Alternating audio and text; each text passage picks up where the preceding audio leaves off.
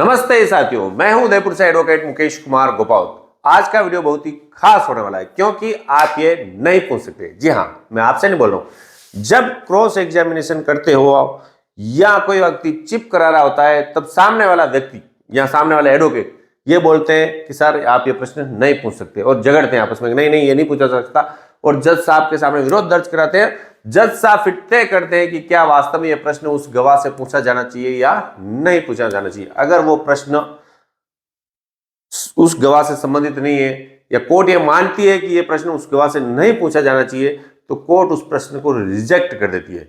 तो आपको भी ये बातें आनी चाहिए, यानी कि कोर्ट में जैसे आप गए, मान लो आप चिप करा रहे हो और सामने वाला आप कुछ भी लिखवा रहे हो, सामने वाला विरोध कर रहा हो, तो आपको पता होना चाहिए कि आपको कौन सा प्रश्न आप पूछने का आपको अधिकार है। या आप क्रॉस एग्जामिनेशन करा रहे हो और सामने वाला व्यक्ति आपके किसी बात को लेकर विरोध कर रहा है, नहीं पूछ सकते, तो भी आपको पता होना चाहिए कि मुझे ये पूछने का अधिकार है, या ऐसा विरोध आप भी दर्ज करवा पाओ, तभी आप एक अच्छे वकील बन जाओगे। यानी कि मैं इस वीडियो के माध्यम से आपको समझाना चाहता हूं कि कब किसी गवाह से कोई प्रश्न नहीं पूछा जा सकता और कब कोई प्रश्न पूछा जा सकता है, तो ये अपन जानेंगे। और ज्यादातर ये झगड़ा होता है, और ये झगड़ा आपका क्लाइंट भी देखता है और सोचता है कि हमारे वकील साहब बहुत ही होशियार है ना। तो बात शुरू करते हैं, कौन से प्रश्न नहीं पूछे जा सकते। एक तो वो प्रश्न किसी भी गवाह से नहीं पूछे जा सकते जो उस मामले से संबंधित नहीं है, यानी कि उस प्रश्न का उस मामले से कोई प्रश्न संबंध नहीं है, रिलेवेंट केस प्रश्न नहीं है, क्वेश्चन तो नहीं पूछे जा सकते। जैसे 138 के मामले में कोई व्यक्ति किसी से यह प्रश्न पूछता है कि आपने कौन से गांव में शादी की, आपके ससुर जी का क्या नाम है, तो आप विरोध कर सकते हो कि साहब ये रिलेवेंट नहीं, कैसे रिलेवेंट है, मुझे बताया जाए। या ऐसे प्रश्न जैसे 138 के मामले में पूछ रहा है, मान लो ये कोई प्रश्न कि आपके कितने लड़के लड़की है, तो रिलेवेंट हो सकता है। क्यों? क्योंकि वो ये साबित करना चाहता है कि इसका खर्चा कितना है और इसकी कमाई कितनी है। मगर ससुराल वाला प्रश्न पूछना इररिलेवेंट प्रश्न है। तो एक तो वो प्रश्न जो मामले से संबंधित नहीं है, उन्हें नहीं पूछा जा सकता। यानी कोई व्यक्ति आपके गवाह से ऐसे प्रश्न पूछ रहा है, एडवोकेट साहब, तो आप तुरंत रोक दो, साहब ये नहीं पूछा जाता, विरोध दर्ज कराओ। जज साहब बोलो साहब ये गलत प्रश्न पूछ रहे हैं, इसका इस मामले से कोई लेना देना नहीं है, इस प्रश्न को रिजेक्ट किया जाए, तो उस प्रश्न को रिजेक्ट कोर्ट कर देगी। तो ये पहली बात आपको समझ में आ गई कि वो प्रश्न आप नहीं पूछ सकते, या वो प्रश्न कोई भी एडवोकेट नहीं पूछ सकता किसी भी गवाह से जो उस मामले से संबंधित नहीं है। ठीक है। दूसरी बात, जो प्रश्न भले मामले से संबंधित है मगर उस जिस गवाह की क्रॉस एग्जामिनेशन चल रहा है, जिसकी चिप हो रही है, उस गवाह से संबंधित नहीं है।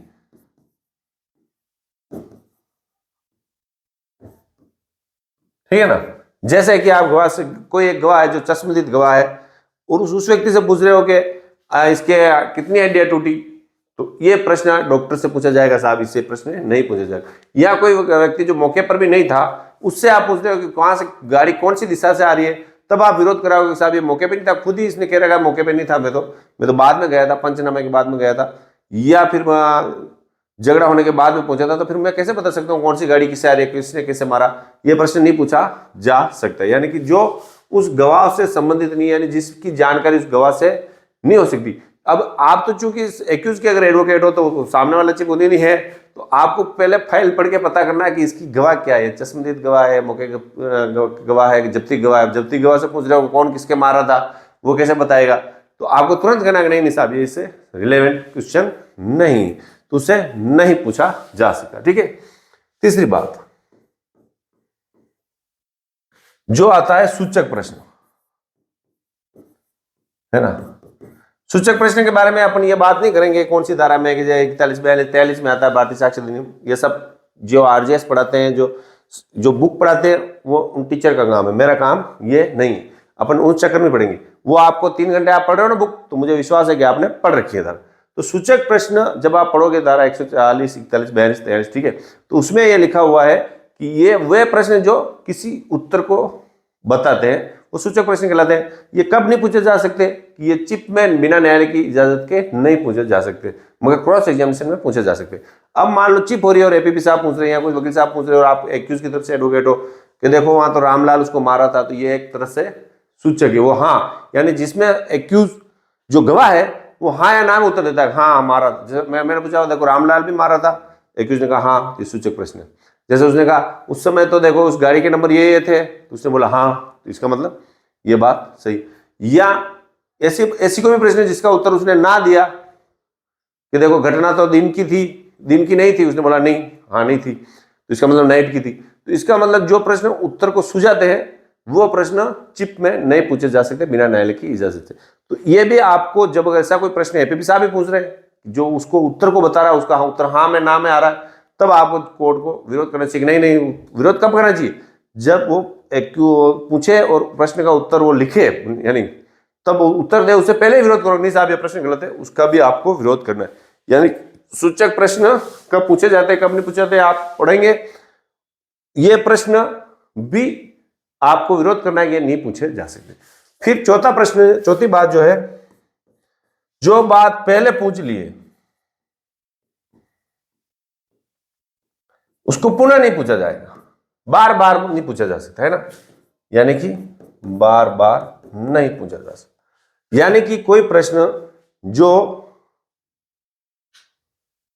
ऐसा प्रश्न है जिसका उत्तर पहले दे दिया उसने, जैसे उसने पहले उत्तर दे दिया कि मुझे हीरालाल रामलाल ने मारपीट की मेरे साथ, बार बार पूछ रहे हो कि हाँ हीरालाल ने आपके साथ किसने मारपीट, उसने 2 बार बता दिया, 3 बार। जैसे ही उसने 1 बार बता दिया, फिर दूसरी बार वही प्रश्न आता है या उसका वही ऐसा प्रश्न पूछा जाता है, इसका वही उत्तर है जो पहले आ चुका है, तो जैसे वो लिखने करे आप बोला नहीं साहब पहला प्रश्न इसका उत्तर लिख दिया गया है, इसलिए बार बार ये नहीं पूछा जाएगा। फिर जैसा मुझे आप बताओ कि कहाँ लिखा हुआ है, इसका मतलब जब आप क्रॉस एग्जामिनेशन हो रहा है तब आपका माइंड पूरा वही होना चाहिए कि पहले कौन सा प्रश्न पूछ दिया, वापस ये प्रश्न नहीं पूछे। तो यानी कि 4 बातें होगी। अभी और बात बता रहा हूं, 5वीं बात है ना, ऐसे प्रश्न जो गवाहों का अपमान करते हैं वे भी नहीं पूछे जा सकते, है ना। गवाहों के चरित्र के बारे में सीधे किसी लेडीज को पूछना तू तो वेश्या है, तो ऐसे प्रश्न जो गवाहों को अपमान करते हैं वो भी नहीं पूछे जा सकते। ऐसे जो उसके सीधे मोरल को मतलब ठोक रहे हो या मोरल को ब्रेक कर रहे हो, वो प्रश्न नहीं पूछे जा सकते कि देखो आप तो चोर हो, आप तो डाकू हो। जब तक कि उस पूछने वाले के पास इसके लिए पुख्ता कोई बात नहीं हो, सबूत नहीं हो, उसके पास डॉक्यूमेंट हो, देखो पहले मुकदमा किया गया आपकी चोरी पर, आप चोर हो, तब तक वो नहीं पूछा आपको, नहीं साहब ये प्रश्न भी नहीं पूछा जा सकता, ठीक है ना। तो कौन कौन से हो गए? जो मामले से संबंधित नहीं हो, गवाहों से संबंधित नहीं हो, फिर सूचक प्रश्न हो गए, पहले जो पूछ लिया वो प्रश्न नहीं पूछा जाते, और जो गवाहों का अपमान करते वो प्रश्न भी नहीं पूछे जा सकते। तो जब भी आप क्रॉस एग्जामिनेशन में जाएं, तो सिर्फ अभी क्रॉस एग्जाम 10-11 वीडियो मैंने बताया, तो हर वीडियो अपने आप में बहुत महत्वपूर्ण है।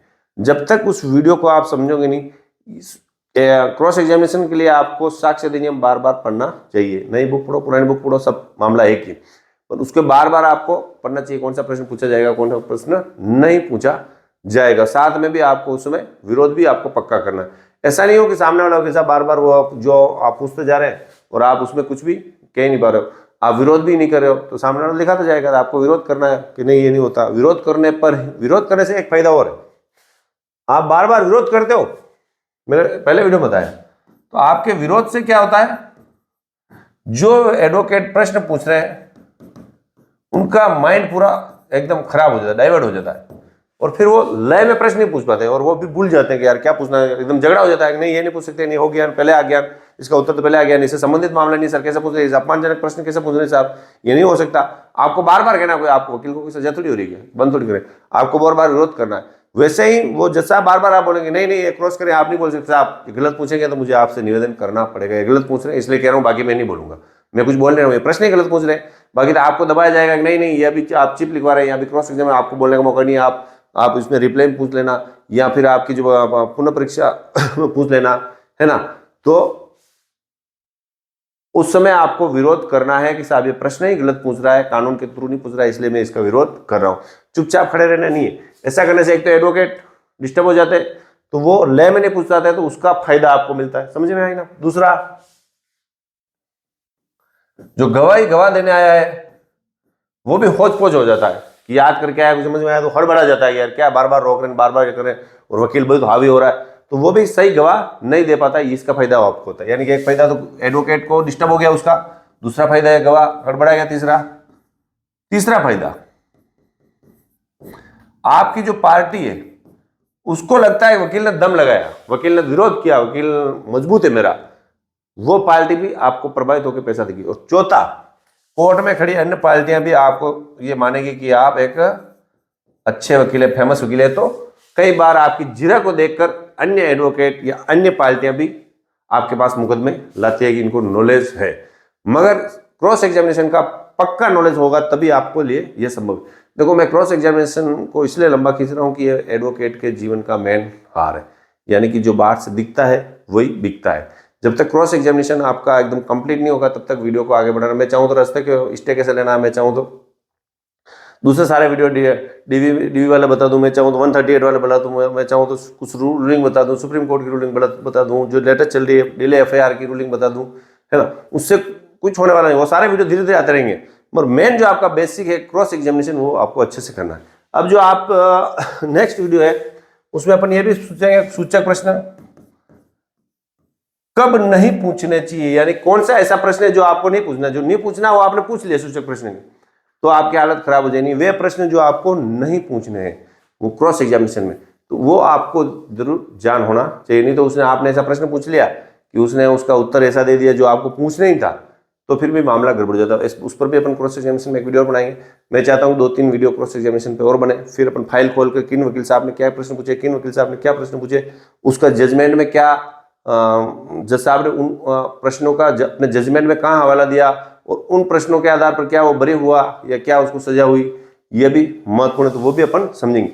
साथ में अपन क्रॉस एग्जामिनेशन जो भी कर रहे हैं वो ज्यादातर अपन डिफाइन में कोई गवाह पेश करते समय वाले क्रॉस एग्जामिनेशन को अभी अपन ने छुआ भी नहीं, यानी कि जब आप एक्यूज की तरफ हो, अपनी तरफ से कोई गवाह उतारे हो, तब क्या आपको ध्यान रखना है, कैसे चिप करनी है और कैसे कोई डॉक्यूमेंट एग्जिबिट कराने, ये भी आपको पता होना चाहिए। यानी कि एक वकील होने के नाते अगर आपको सब बातें आती, 2-3 बातें आपको नहीं आती, प्रदर्शित करवा भी नहीं आता, फोटो को भी प्रदर्शित करवा नहीं आता, या आपको ऑनलाइन कोई मैसेज है उसको प्रदर्शित करवाना नहीं आता, ऑनलाइन किसी की ऑडियो रिकॉर्डिंग है उसको आपको प्रदर्शित करवाना नहीं आता, कोर्ट में पेश करना नहीं आता, कैसे एप्लीकेशन लिखनी, क्या एप्लीकेशन लिखनी, सारे अपन जानकारी रखेंगे सर, और सारा अच्छे से पढ़ेंगे समझेंगे।